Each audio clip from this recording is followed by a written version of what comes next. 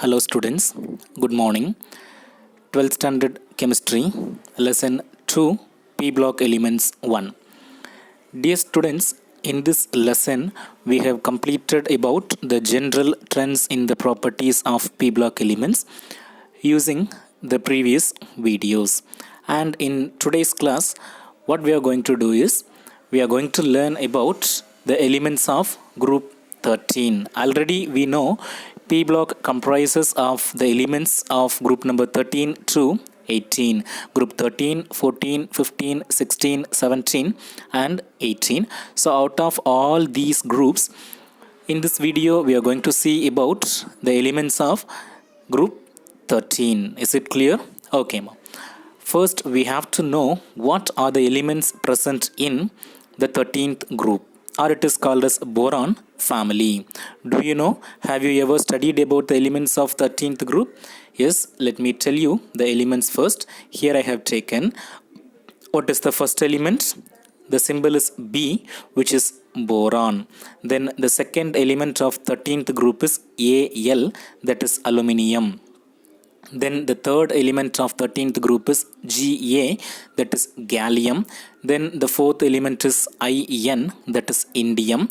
Then finally Tl is thallium. So what are the elements of 13th group?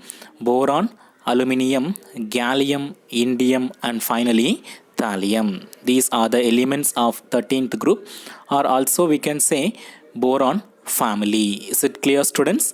Yes. And in this video what we are going to see is we are going to learn about their occurrence. You all may aware of the term what is called as occurrence. Occurrence means the source, from where we are getting these elements, or in which form we are getting these elements from the earth crust. So about that we are going to see under the heading occurrence. Then secondly what we are going to see is physical properties. The physical properties are nothing but about their density, their boiling point, their color, their appearance, and everything will come under the heading physical properties. And finally the property we are going to discuss is chemical properties.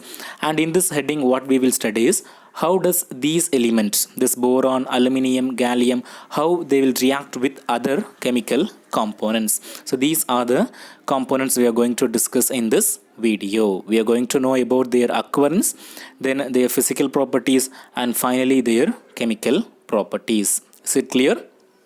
Yes. First it's given about their occurrence. About boron is given. Okay. So boron, we are getting the element boron from two compounds, and those compounds are, one is borax and the one more is kernite. So what are the elements from which we can get boron? There are two elements. They are borax and kernite. Then aluminium.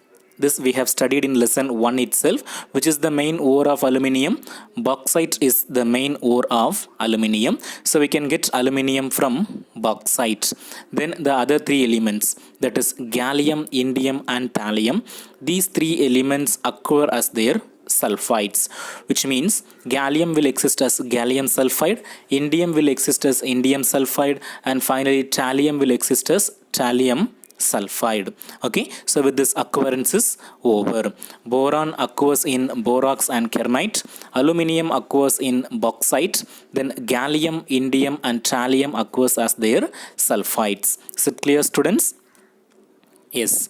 Let us move on to the next one, that is physical properties. So in this slide what we are going to see is we are going to see about the physical properties of the elements of 13th group. Okay, so in this place I have taken the elements boron, aluminium, gallium, indium and thallium, and this side I have taken the properties. The first property we are going to see is physical state. Physical state in the sense we have to analyze whether these elements are solid, liquid or gas. Okay, dear students, all the elements of 13th group, that is boron, aluminium, gallium, indium and thallium, all these elements are solid in their physical state. Is it clear? Yes. So all the elements of 13th group are solids. Then next one, atomic number. Okay, so we are going to know the atomic numbers of these elements. First one, boron. boron's atomic number is 5. Okay, and if you know the first atomic number of each group, we can write the successive atomic numbers. See here 5 I have written, no? Then for aluminium we can easily derive, when we add 8 with this 5, what we will get? We will get 13. Okay, 5 plus 8, that is equal to 13. Then for gallium we have to add 18. So 13 plus 18, 31. Then next again for indium we have to add 18. So 31 plus 18, we will get 49. Then for thallium we have to add 32. So 49 plus 32, which will be equal to 81. The same trick you have to follow in all the elements of this p block. Okay, for first element we have to learn the atomic number. Then for the coming elements we have to add 8, 18, 18 and finally 32. So this is a simple trick to remember the atomic numbers of the elements. Is it clear? So shall we recognize the atomic numbers of the 13th group? For boron, what is the atomic number? It is 5. Then for aluminium, what is the atomic number? It is 13. Then for gallium, what is the atomic number? 31. Then for indium it is 49, and for thallium it is 81. Is it clear, students?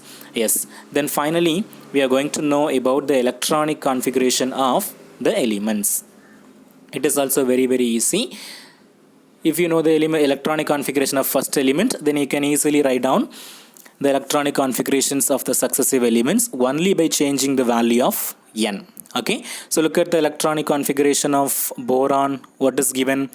2s2 2p1, and before that what is written? Helium is written. What is the atomic number of helium? 2. So first helium's electronic configuration will come. Then what is the valence electronic configuration? 2s2 2p1. Is it clear? So for helium 2, then for 2s2 2, then 2p1, 2p 1 electron. So 2 plus 1, that is equal to 5. Total number of electrons 5. Then for aluminium, next inert gas we have to use. Next to helium, what is present? Neon is present. So we can write neon.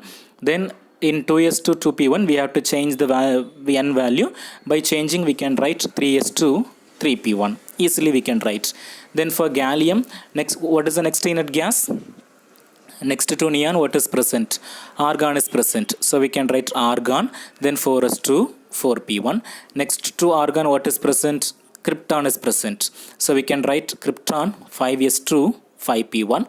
Next to krypton, what is present? Xenon is present. So we can write xenon 6s2 6p1. Is it clear, students? So we have to use the noble gases, and then we can write their electronic configuration only by changing the value of n. For boron 2s2 2p1, and for aluminium 3s2 3p1. For gallium it is 4s2 4p1, and for indium it is 5s2 5p1, and for thallium it is 6s2 6p1. Okay, students. So here what are the things we have seen?